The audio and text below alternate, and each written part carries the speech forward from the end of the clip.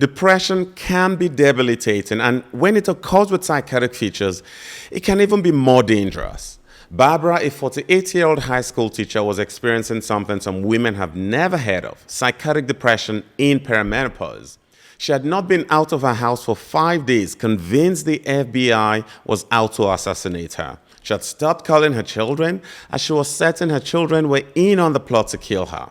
In addition to the negative voices in her head, she was also convinced the TV was speaking to her directly. Hi, I'm Dr. Am, an integrative psychiatrist and lifestyle physician. When Barbara first walked into my office with her daughter, she looked like she'd been through a war. This woman, who had always been the rock of her family, could barely make eye contact. She'd been battling what she thought was regular depression for months. The sleepless nights, the crushing sadness, the feeling that she was a burden to everyone she loved. But then something terrifying happened. She started hearing a voice. At first, she thought she was imagining it, but night after night it grew louder, more insistent. She began giving away her most cherished possessions. She believed God was punishing her for past mistakes. Her husband found her standing in the kitchen one morning, completely dazed. Barbara wasn't losing her mind. She was experiencing psychotic depression, better classified as major depressive disorder with psychotic features. Here's what most people don't know. Depression with psychosis affects up to 25% of people hospitalized for severe depression, and perimenopause is a window of vulnerability. Women are at increased risk for both new onset and recurrent depression during the menopausal transition, with rates of major depression and depressive symptoms increasing 2 to 3-fold compared to premenopause.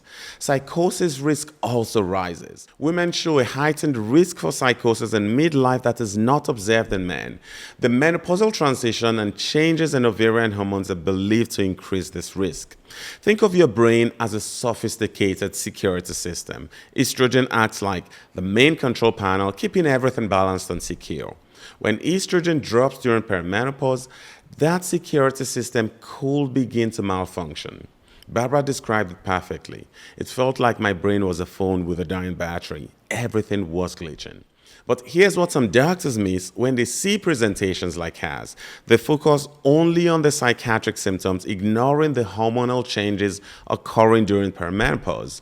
Barbara's problem started when she developed insomnia during perimenopause. She hadn't slept for more than 4 hours a night in months. Sleep deprivation alone can trigger psychotic symptoms. So how did we get Barbara feeling better? We had to treat her depression, psychosis, and insomnia.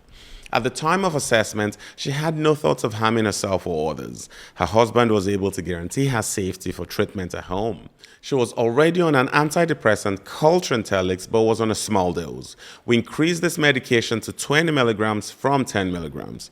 Because she was experiencing a lot of anxiety and insomnia, we started her on Seroquel, an antipsychotic and mood stabilizer. Within 2 weeks, her psychosis had resolved significantly and she was sleeping much better.